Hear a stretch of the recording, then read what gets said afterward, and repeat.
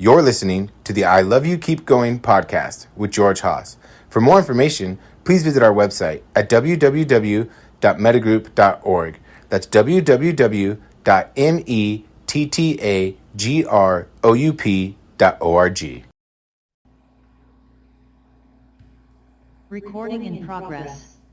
So welcome everybody. This is I Love You Keep Going. It is Thursday, March 12th, 2026. It's 7:36 p.m. Pacific Daylight Time. And I thought that I would talk about grounding in uncertainty, meditation for collective anxiety, since we've gone to war again. One of the things we do, I guess, in supporting the military that we have is we have to send it around the world and blow things up. But I find with this particular version of it, it's frightening in a way and profoundly sad in a way.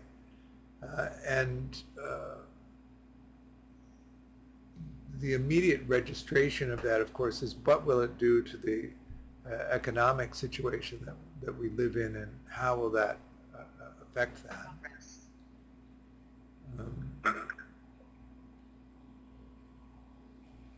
And then, of course, it's the compassion piece. The suffering is terrible. And so what I notice in my reaction to it is these waves of intense fearfulness and these waves of deep sadness. And how do you hold on to that? We talk about craving, aversion, and unconsciousness. And certainly there's a call often to just pure unconsciousness. Let me just not pay attention. I'm going to tune this out. One of the things about this country and the wealth of this country is that we can, we've essentially been at war in this country for the last, 25 years, and gone along without that being a major consideration, really. Jack Ma, who is one of the entrepreneurs who created, I think, Alibaba in China, said China spent $6 trillion on infrastructure, and you spent $6 trillion on a war in Iraq. Who do you think is going to win this economic race? I'm doubtful about the competency of this administration. And I don't know much about it except for the appearance in our media, which I think is also quite distorted, which actually contributes to the uncertainty of all of this. How do you know what's really happening? We don't operate as human beings in the world of what's happening. We really operate in the world of meaning, and we operate not in the meaning of things as they are, but in the meaning that we assign to things. So we have the capacity to sense something, and we have the typical sensing experience of that: touching, seeing, hearing, tasting, smelling. In the Buddhist frame, of course, we have mind. Mind is the thing that selects what you pay attention to.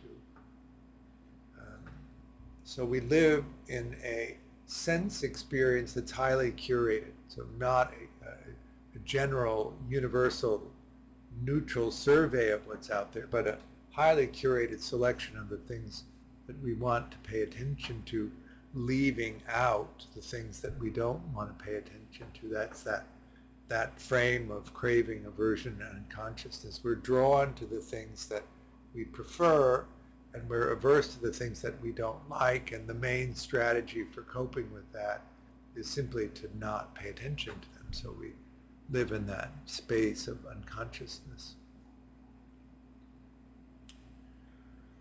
In a practice frame of participating in the culture that we have, participating in the societies that we have, participating as a citizen of a particular government. If you're U.S.,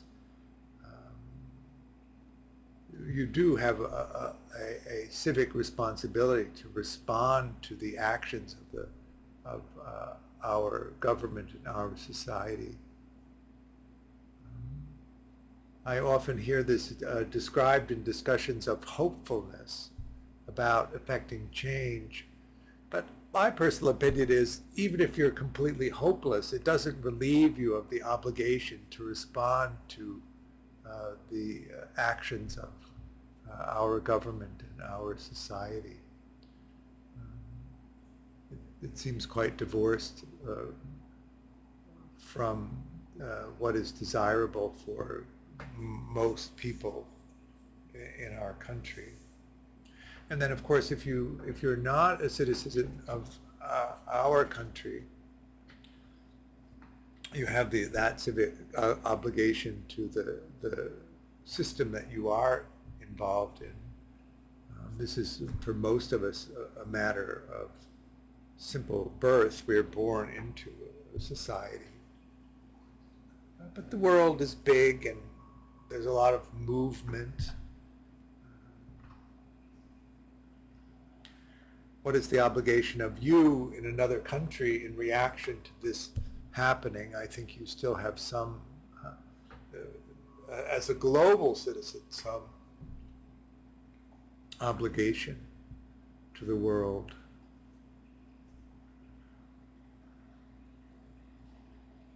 So then there's that wave of sadness that comes when you consider that wave of fearfulness that comes when you consider that. In meditation practice, what we want to do, of course, is come out of craving, aversion, and consciousness and into equanimity, into equipoise with all of those reactions simply arising and passing, and to develop the capacity to hold these very intense experiences, but not have them overwhelm the system, so that you can simply allow that arising and passing.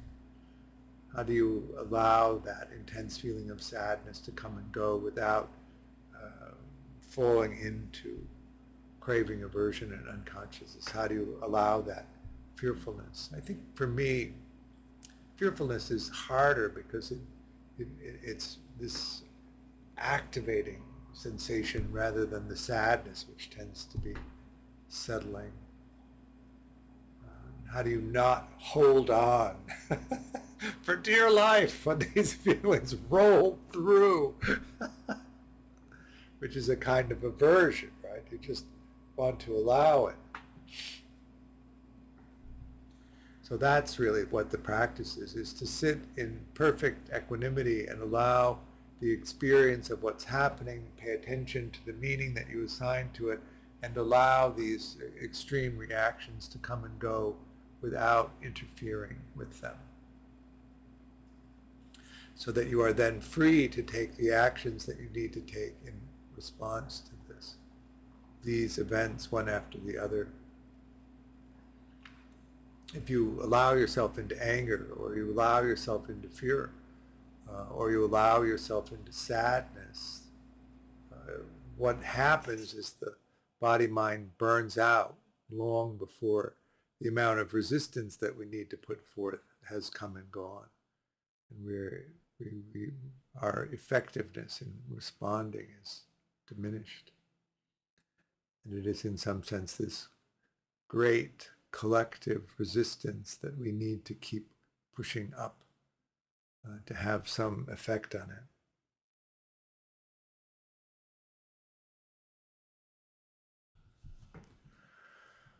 One of the things that I like to talk about is how do you become more resilient? And this really is a reflection of the conditioning of childhood.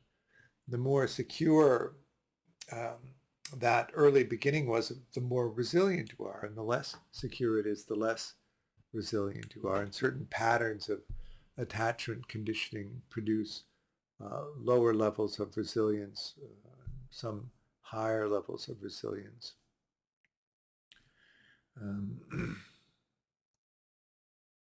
And part of this is then to develop mentalizing skills that then support emotional regulation in a way so that you can see what's actually happening, understand what's actually happening. In that frame of good enough mentalizing, you know how you've defined the experience of the present moment. You know what about the experience of the present moment you want to communicate. You know how to communicate that to someone. And then you can track their response to your communication, that basic cycle of mentalizing.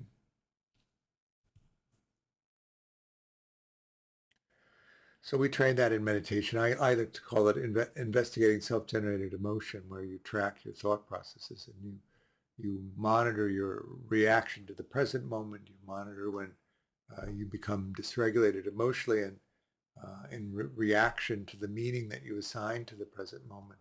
And then notice when that repetitive thought pattern of thinking to regulate happens, and then evaluating whether that thinking to regulate process that you engage in is actually beneficial to you. That's the main thing. If it isn't, you suppress the afflictive strategy and you replace it with a beneficial strategy. That really, in essence, is resilience, that you can respond over and over again to the present moment in a way that doesn't tax the system to the point that you have to withdraw from engagement in order to preserve the body. So in that way that we talk about it, investigating self-generated emotion, stopping afflictive self-generated emotion, and then working with the somaticized emotional experience that happens. We learn really these strategies in our family system, so it's also useful to pay attention to that. How did they respond to these kinds of stressors in the family system? Was it an open dialogue? Was it something that was managed by your caregivers when you were small? Did they let you in more and more on it as you grew up? When you hit adolescence and you could begin to mentalize better, did they include you in these conversations about how to manage the world that we have to navigate in order to survive? Or did they leave you out? It's a question. All of these things are important to understand about yourself, the way that we make meaning.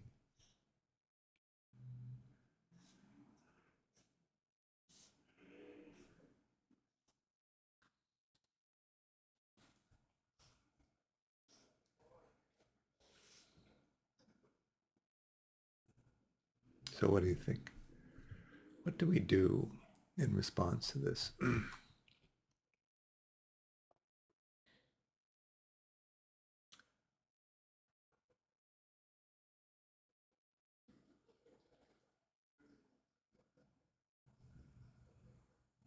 Can you monitor your mind states?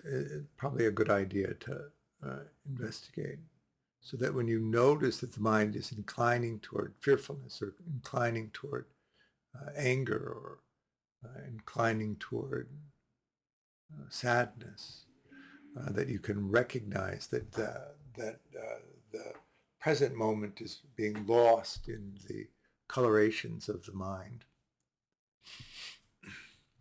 One of the reasons that I like to talk about loving kindness practice or any of the heart practices as a jhana practice or a high concentration practice is that it instructs how to track mind states. One of the things that happens in childhood where you have caregivers who are sensitively engaged in who you are and are interested in your responses to the world, they will inquire about that over and over again. What's going on with you? What are you thinking? What are you feeling? What interests you? what matters to you.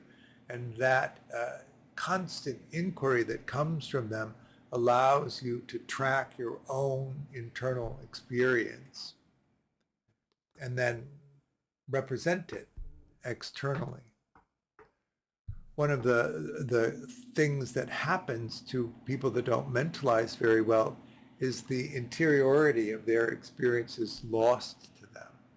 So they can't represent the experience that they're having and relate it to the environment. So that internal versus external experience doesn't exist very well for them. And it gets them into a place of thinking that their experience is actually what's happening, which really reduces the capacity to be effective in responding. Recognizing the mind state. So when we practice loving kindness and we use as an object of meditation the mind state or the view,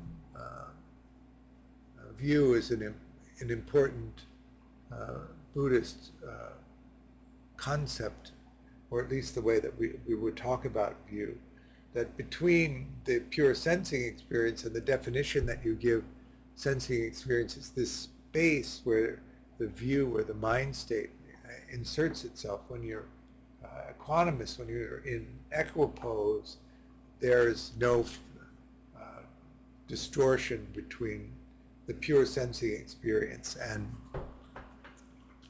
what you make out of it. We often talk about the nature of the constructions of the mind as empty.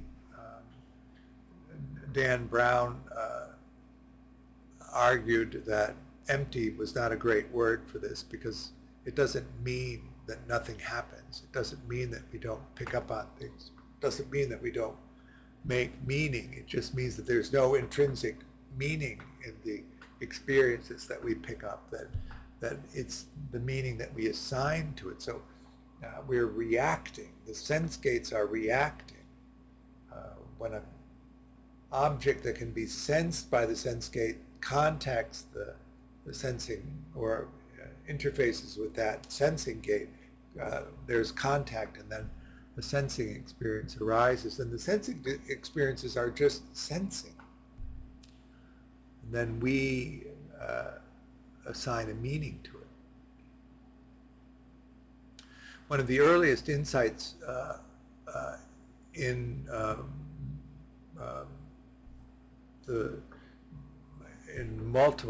multiple Buddhist vehicles is the understanding of the self-experience as being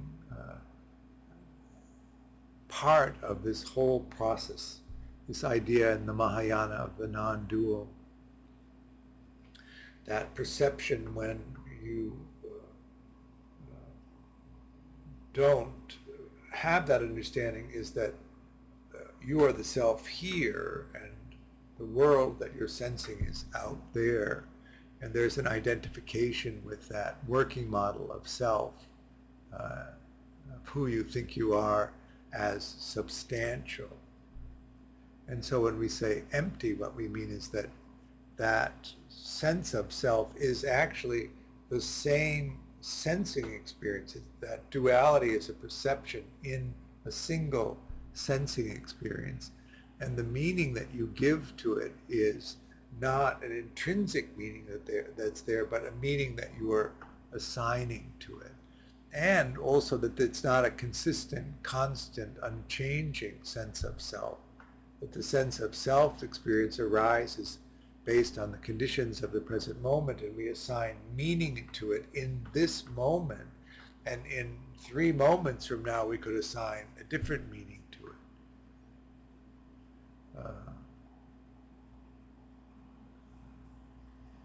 I'm the best in the world. I'm the worst in the world. 3 minutes apart as the mind swings from sensing moment to sensing moment.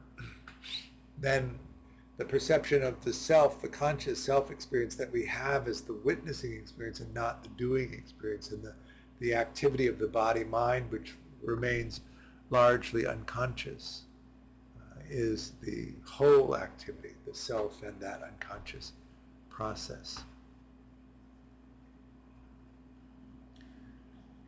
In each moment, that highly curated selection of mind moments, and then the assignment to those mind moments of meaning, which is based largely on conditioning, what you've already discovered about the world, what meaning you've already made about the world. Unless it's a novel situation, there's not been something like that.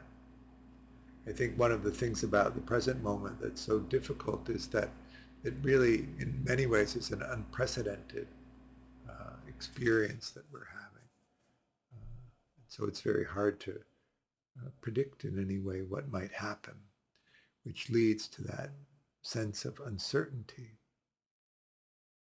But then you still have to get up and go about the way that you go about, and it can appear to be largely the way that you've always gotten up and gone about things. And so how do you make sense of the larger narratives in relationship to the narrative of your individual life and the lives of the people that you know, that you're close to, that you take care of?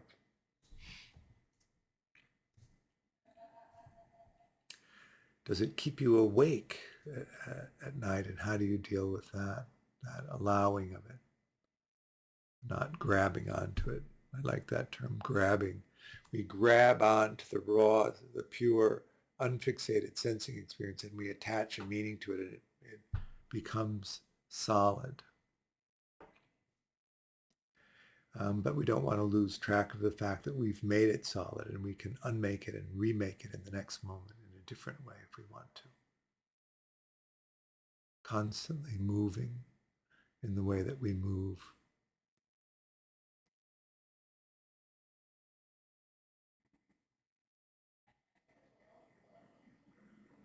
So there's the balance of that.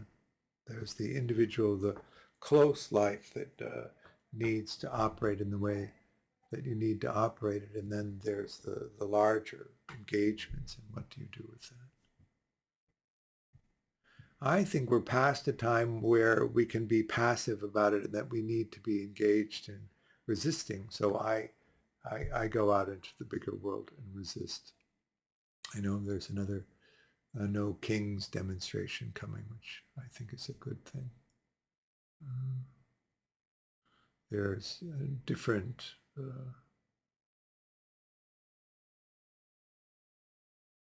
demonstrations in opposition to the war. There's the reaching out to elected people.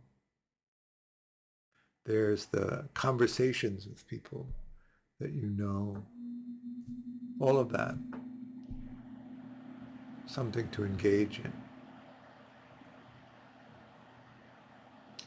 And you can probably tell by the tenor of my voice that I'm completely hopeless about any of that having much impact or changing much. But I don't think it relieves me or you of the obligation to engage it. And then see what happens. That's part of that process of making meaning, of understanding things. You have the capacity to sense the object that can be sensed when there's contact. Consciousness of that arises. It's evaluated for urgency. And this is the body that's largely doing that, and you may notice that when you perceive and make these meanings over and over again, that there's threat, that more and more stuff gets categorized as urgent and is pushed into the negative realms of the mind. And so we might have to pay attention to that and balance it again, noticing that thought pattern that tends to produce afflictive states and suppressing it and replacing it with thought processes that produce positive states, so that we can stay in a range of responsiveness. We create the meaning. And remember, in that process of creating the meaning is what it is that you share about the meaning that you're making and the intention for the action that you would take and the action that you would take, and then the gathering of the response from the action that you took. All of that is the process of each moment of meaning making, paying attention to that, so that we're responsive, we're able to react, we're able to act in the way that we need to without collapsing, if we can, use the term into craving, aversion, and consciousness, in which case we're ineffective in simply being directed by our need to defend ourselves from what's happening. We might call that a collapse of mentalizing capacity. Can you recognize when your mentalizing is collapsing, and can you respond in a way that is emotionally regulating so that your mentalizing can come back online? That the dysregulation expands, and then the cognitive capacity collapses in response. The mentalizing collapses in response.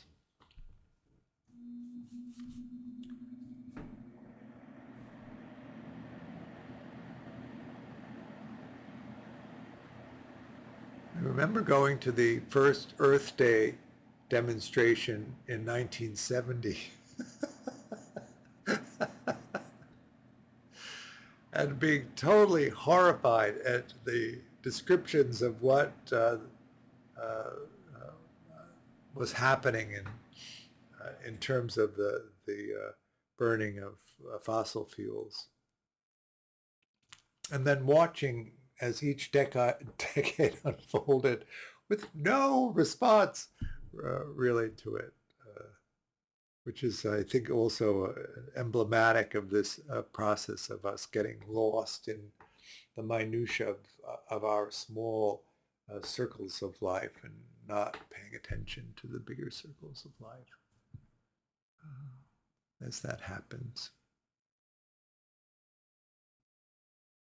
I was hopeful in 1970 that we could be effective in making a change.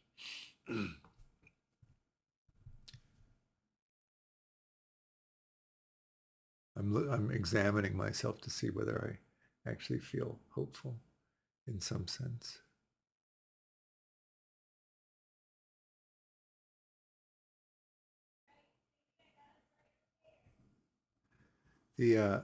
Dan often talked about the progress of meditation leading to enlightenment, and how in the Tibetan model that he embraced, that there was this process. I think that he said it was Menre who said that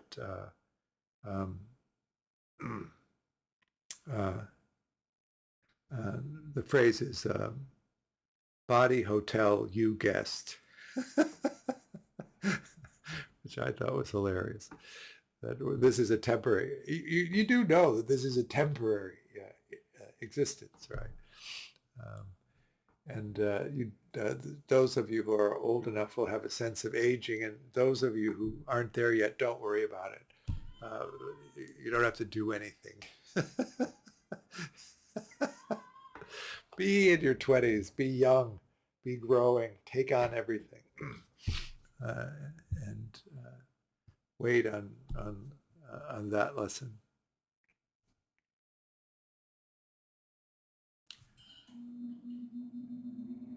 I think in some ways that resistance, that unwillingness to look at the temporary nature of life, the unwillingness to look at death, also allows us to push down the road any kind of reasonable response to the things that are happening. And we then engage in unreasonable responses.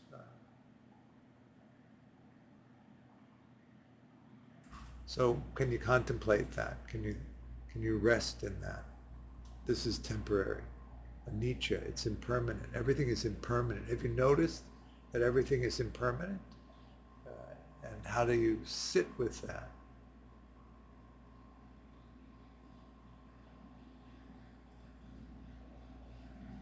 There's a lot of models for that. I mean, that Mahayana idea, that Asian idea of reincarnation, we simply are reborn into the next hotel, and off we go. So there is no death. Or in the Christian modeling, heading to heaven or hell.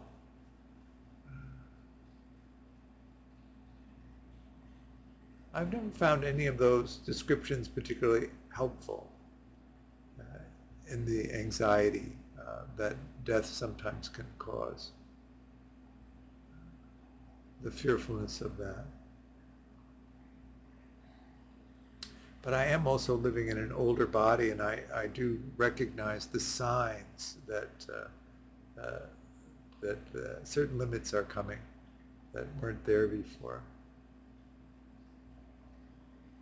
When I was sitting with Dan early on, he gave me the Keurig meditations to do, and one of the ones was to sit and envision your own death until you were quaking in fear that you were going to die. And so I went on retreat, whatever I like to consider these ideas, and it was up at the Big Bear retreat center, which is in the woods outside of Big Bear, and they have some really old trees there, hundreds of years old, these trees. And so I asked around and found out what was supposed to be the oldest tree on the property. And so I went and I sat in the woods under this tree, which was hundreds of years old, maybe older than hundreds, maybe even a millennial tree, if that's possible. My mind is remembering it as quite old, but my mind also tends to elaborate for better narratives. And I sat under the tree, and I decided that I would sit there and quake in terror that I was going to die, and then go have lunch.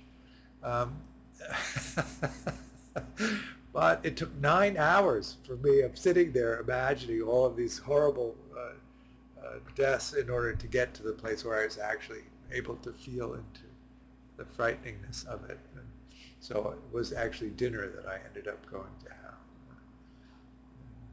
And it was quite astonishing to come into that sense. But it's hard to hold on just in the ordinary day-to-day when you get into the smallness of things.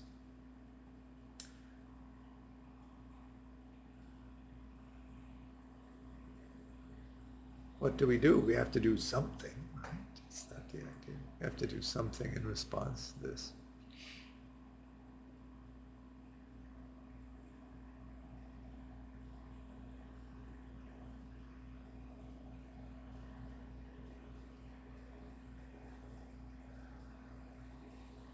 We make meaning in each moment. What meaning do we make?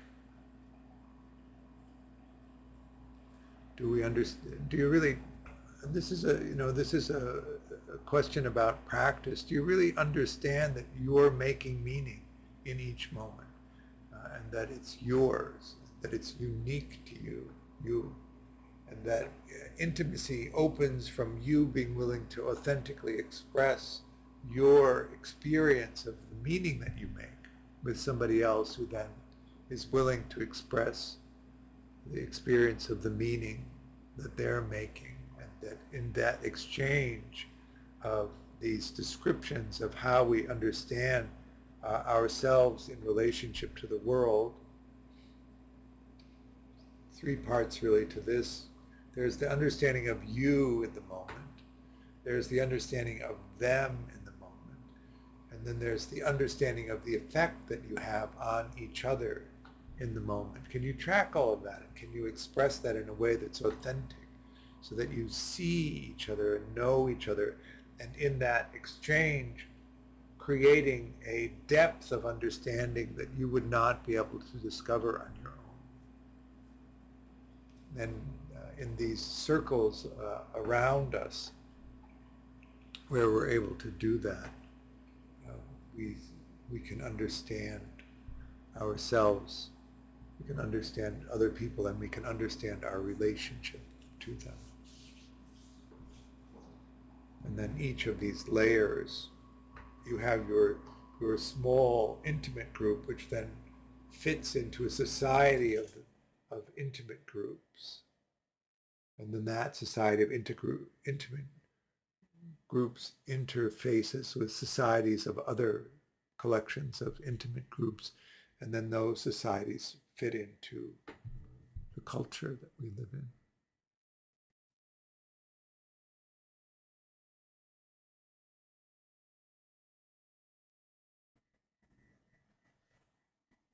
Can you sit into the feeling of all of this and just be in it and allow it to arise and pass and not prevent you from responding in all of these circles of involvement that you have?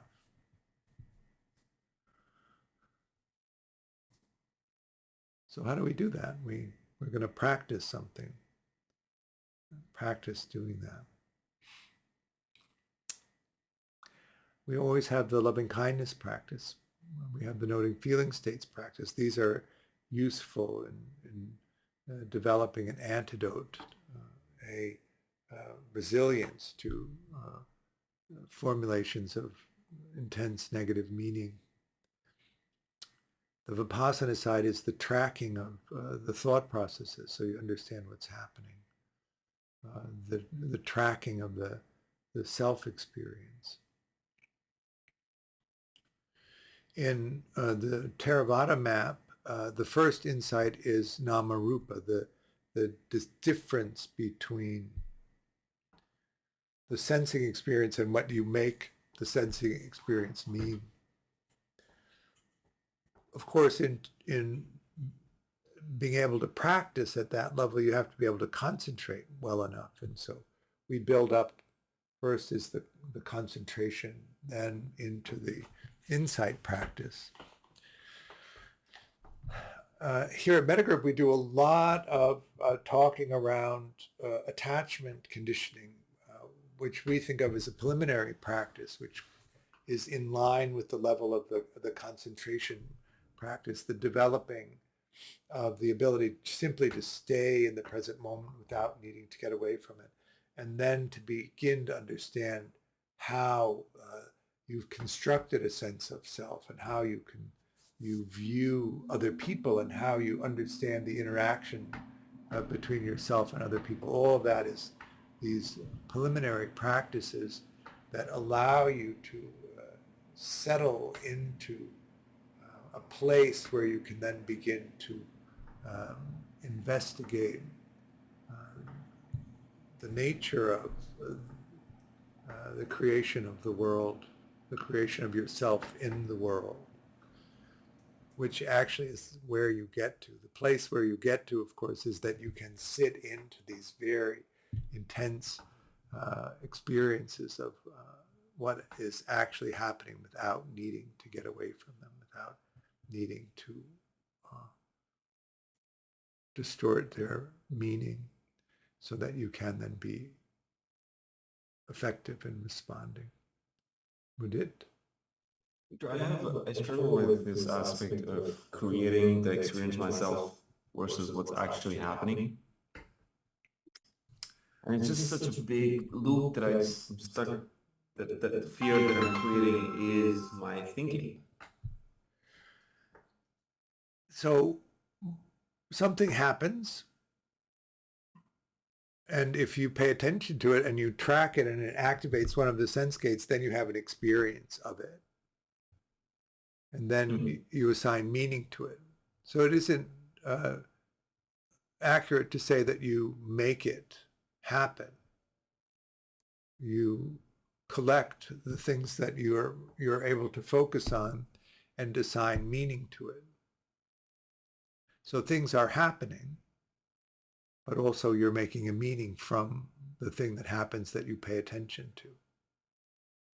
So in that sense, okay, so the meaning also is I'm not creating that meaning. The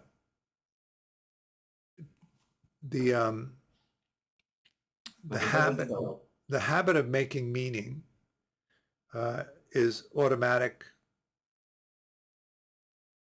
You do have some agency in affecting it. You can evaluate whether the meaning that you made is accurate or representational of what you're experiencing, and you can then change the meaning.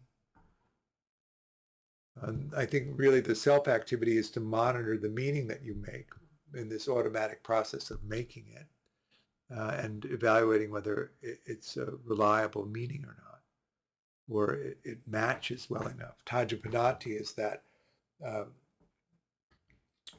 reflecting backwards from the conceptual reality that you make onto the sensing data that you gather to make sure that they remain in relationship without too much distortion. Is that helping?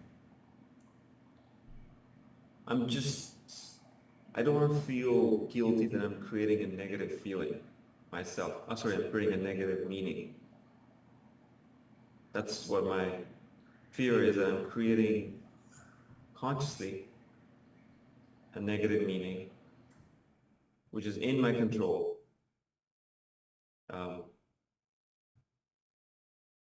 But what I'm hearing from you is that that meaning process is also not in my control. Well, as soon as it enters into consciousness, then you have an ability to reinterpret. You can do work to change the conditioning that you have so that you have different conditioning, so that that automatic process creates different meanings habitually.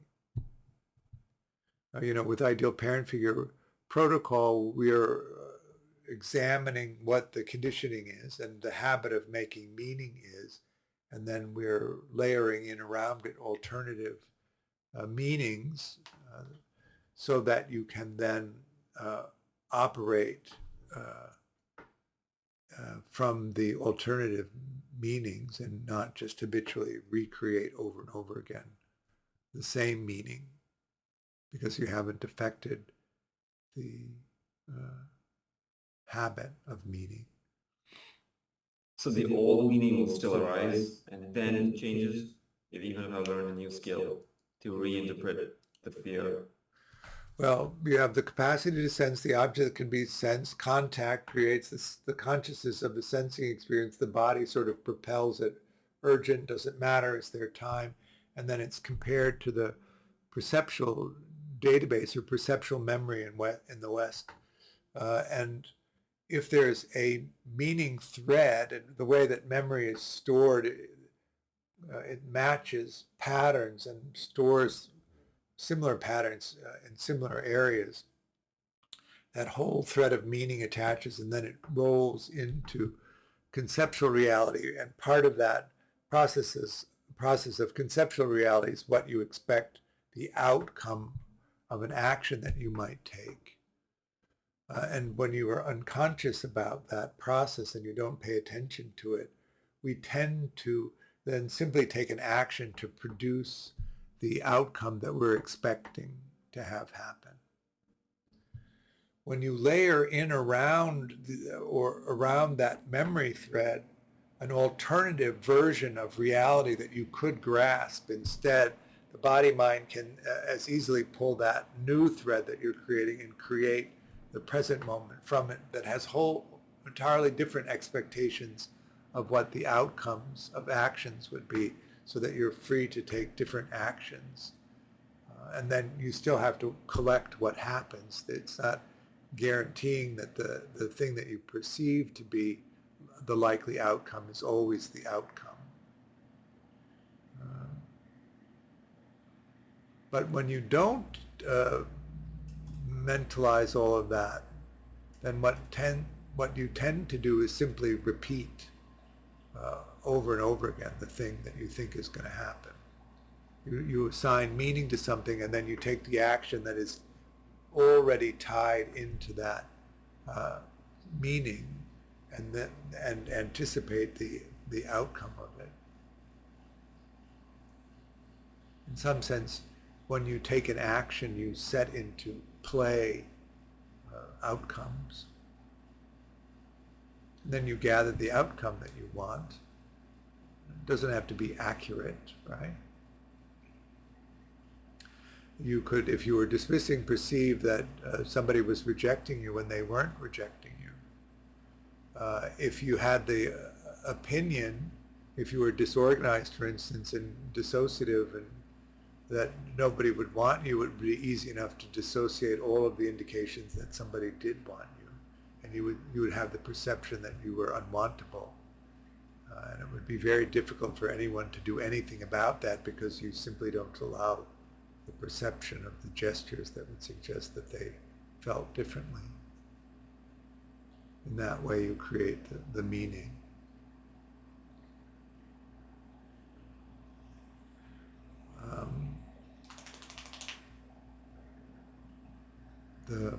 The closer you can get to equanimity in that entire process,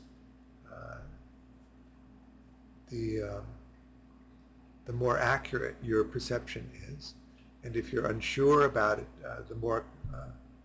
the less attached to the sense of self you are, the freer you are then to inquire of other people what actually you're perceiving, the accuracy of your perception, the accuracy of the meaning that you've given, without needing to be defended.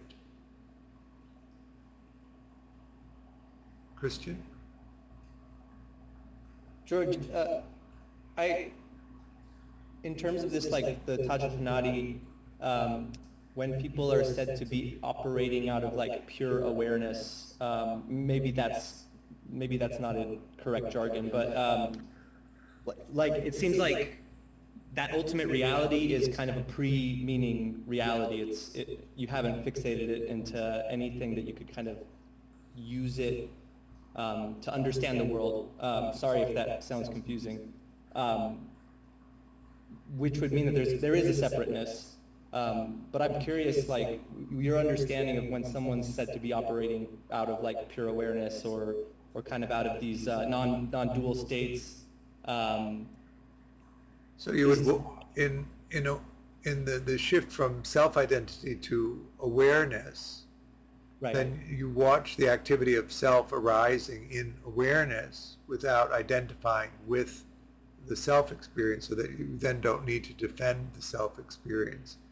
And you're free to inquire about the perception of the self-experience that you've made in that moment. And your perception of, in that awareness, of course, is the construction of the other person that you've made, and also the construction of the interaction between you and the other person.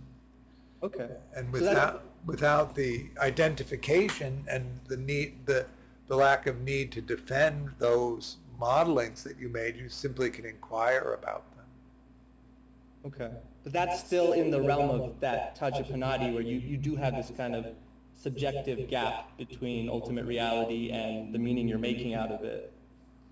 You're not operating in the ultimate reality in some kind of like metaphysical sense. Sorry if that sounds... Well,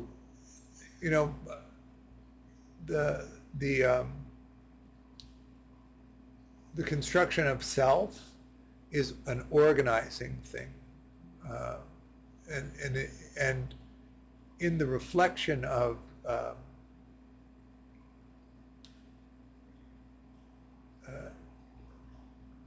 in the identification with the experience of self, you're in that perception, and when you're in awareness, you're not in that perception. Right. And you could be operating at a speed that is ahead of the self-experience to keep track of it. Okay. I think I was maybe conflating two different ideas a bit. But Well, in the Theravada idea, it isn't the identification with awareness that's happening. It's the no self process that's happening. So it's two different models for what the perception is. And actually, I think Dan and Judd Brewer did the fMRI studies on it. It actually is the practices lead to different representations of brain activity. So really, one of the things to understand about meditation is that you engage in a meditation practice that is likely to produce a result of experience from it. And if you engage in Theravada practices, they produce one result. And if you engage in the Mahayana practices and say the Bon practices, it produces a different perception of things, which is better.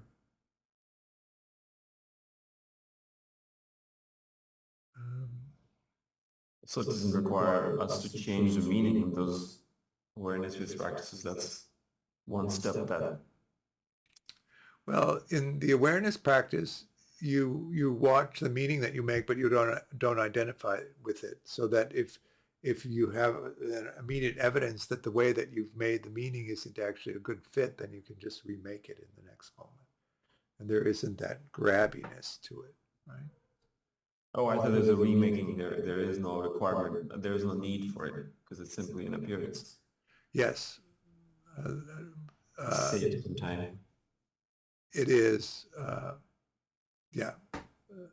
I think of it as another way of languaging. What's actually happening.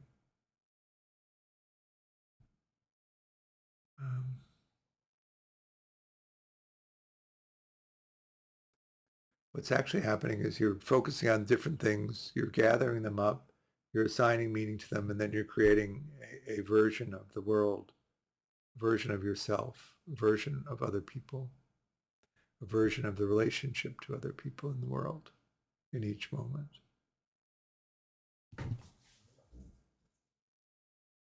That's what you're doing.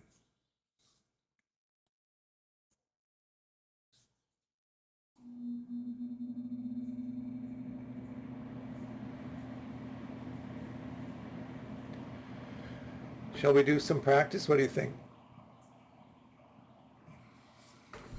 What would you like to do?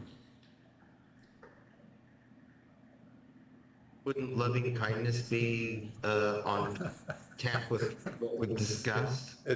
Yes, indeed. Is that number one?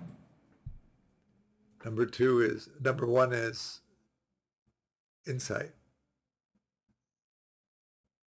Number one is insight. Number two is metta, and number three is IPF. So we have three mettas.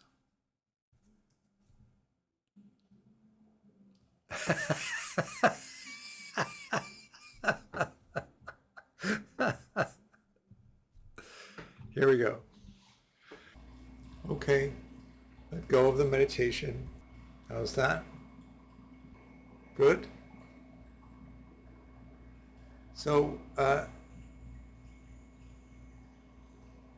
next week we have our lunchtime workshop on the Tuesday the 17th. We're going to be talking about the glow, that glow that happens when you recognize certain people from across the room. Kaleidoscope is on the 27th this month, and on the 28th we're doing a day long looking at exploration. That takes care of this month. If you're around and live in New York, on the 11th of April, I'm going to do a day long at New York Insight.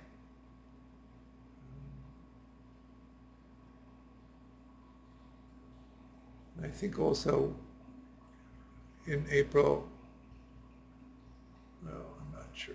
It's not on the calendar. Anyway, that's what's coming up. Take a look at it. I offer the teaching freely, but I do hope if you're resourced, you will consider making a donation. You can do that on a link on the website. Any amount is helpful. It helps support me and also the work Mettagroup is doing. It's good to see you.